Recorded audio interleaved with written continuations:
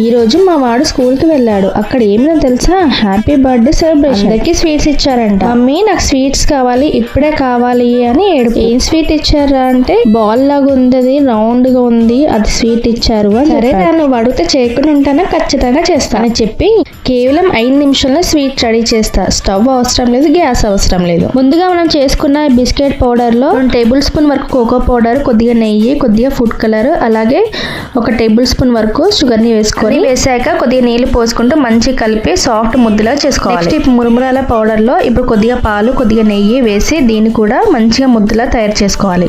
ఇప్పుడు బయట లేయర్ గా, ఇప్పుడు లోపల ఫిల్లింగ్ పెట్టి చిన్న చిన్న బాల్స్ లాగా రోల్ చేసుకోండి. అంతే అండి. మరి మీరు కూడా ఈ 5 నిమిషాల స్వీట్ బాల్స్ ఖచ్చితంగా ట్రై చేయండి.